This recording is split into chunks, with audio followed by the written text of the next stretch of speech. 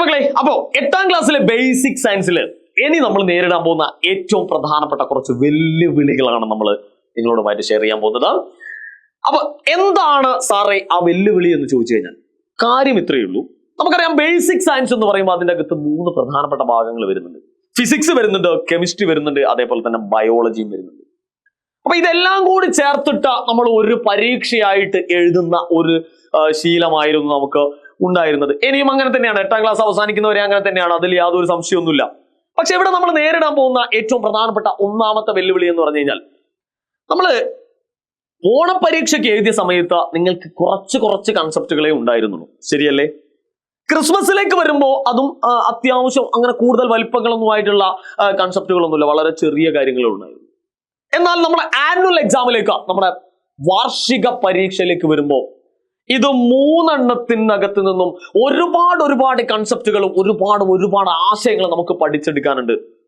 അതുകൊണ്ട് തന്നെ മക്കളോട് പറഞ്ഞു വരുന്ന ഏറ്റവും പ്രധാനപ്പെട്ട ഒരു കാര്യം എന്ന് വെച്ച് കഴിഞ്ഞാൽ, വളരെ സിമ്പിൾ ആയിട്ട് കൈകാര്യം ചെയ്യുന്ന ആ ഒരു വളരെ സിമ്പിൾ ആണ് എന്നുള്ള ലാഘവത്തോടു കൂടി നിങ്ങൾ ബേസിക് സയൻസ് പഠിക്കാതിരിക്കുക.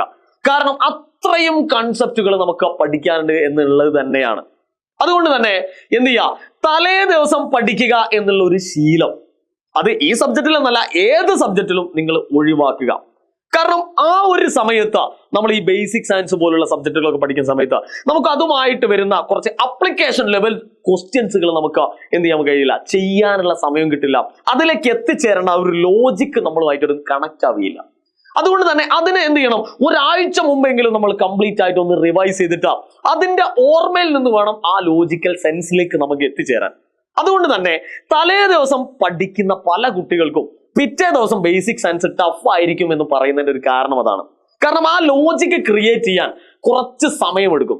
ആ സമയമാണ് നിങ്ങൾ എന്ത് ചെയ്യുന്നത്, തലേ ദിവസം നഷ്ടപ്പെടുത്തുന്നത്. അഥവാ നമ്മൾ തലേ ദിവസം പഠിക്കുമ്പോൾ ആ ഒരു ലോജിക്കലി നമുക്ക് കണക്ട് ചെയ്യാനുള്ള ഒരു സമയം നമുക്ക് അവിടെ കിട്ടുന്നില്ല എന്നുള്ളതാണ്.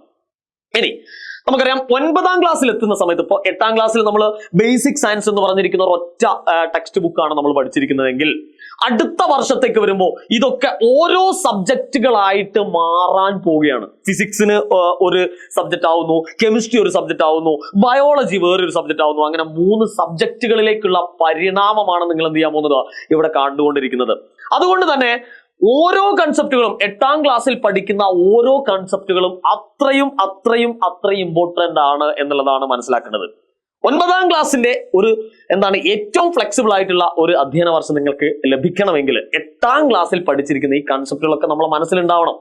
അതുകൊണ്ട് തന്നെ ഇനി അങ്ങോട്ട് വളരെ ശ്രദ്ധിക്കുക. ഞാനിവിടെ പറഞ്ഞു തന്നതിന്റെ അല്ലെങ്കിൽ ഇവിടെ പറയാൻ ഉദ്ദേശിക്കുന്ന ഒരു ആശയമേ ഉള്ളൂ, തലേ ദിവസം സയൻസ് സബ്ജക്റ്റുകൾ മാക്സിമം പഠിക്കാതിരിക്കുക എന്നുള്ളതാണ്. ആ ഒരു സമയത്ത് നമുക്ക് ഇക്വേഷൻസുകൾ ഓർക്കാനും പ്രധാനപ്പെട്ട കൺസെപ്റ്റുകൾ ഓർക്കാനും 2 or 3 ക്വസ്റ്റ്യൻസുകൾ ചെയ്യാനും എന്നുള്ള ആ ഒരു റിലാക്സേഷൻ ടൈമാണ് നമുക്ക് വേണ്ടത്. ആ റിലാക്സേഷൻ ടൈം കിട്ടിക്കഴിഞ്ഞാൽ മാത്രമേ ഒരു പ്രഷറും കൂടാതെ നമുക്ക് പിറ്റേ ദിവസം പരീക്ഷ എഴുതാൻ കഴിയൂ എന്നുള്ളതാണ് നിങ്ങളോട് പറയാനുള്ളത്. അപ്പോൾ ഒറ്റ കാര്യം മാത്രമേ പറയാനുള്ളൂ, തലേ ദിവസം എന്ത് ചെയ്യരുത്, തലേ ദിവസം എല്ലാം കൂടി ചേർത്തിട്ട് പഠിക്കരുത്. അങ്ങനെ എല്ലാം കൂടി ഒരു പുക മറയാക്കിയിട്ട് എന്ത് ചെയ്യരുത്, പഠിക്കരുത് എന്നാണ് ഞാൻ ഉദ്ദേശിച്ചത്. അത് ഒരു കാരണവശാലും നിങ്ങൾ അനുവദിക്കാൻ പാടുള്ളതല്ല. അത് കൃത്യമായിട്ടുള്ള ഒരു പാറ്റേണിലൂടെ നിങ്ങൾ പഠിച്ചു മുന്നോട്ട് പോവുക. ഓക്കെ മക്കളെ, അപ്പോൾ ഇത് അറിയാത്ത ഇതിന്റെ അല്ലെങ്കിൽ ബേസിക് സയൻസിനെ ഓർത്ത് ടെൻഷൻ അടിക്കുന്ന നിങ്ങളെ കൂട്ടുകാരും ഉണ്ടെങ്കിൽ എന്ത് ചെയ്യുക, വേഗം ഇപ്പൊ തന്നെ എന്ത് ചെയ്യുക, ഈ ഒരു വീഡിയോ ഒന്ന് അയച്ചു കൊടുക്കുക. ഇന്ന് കാണാം. Good bye.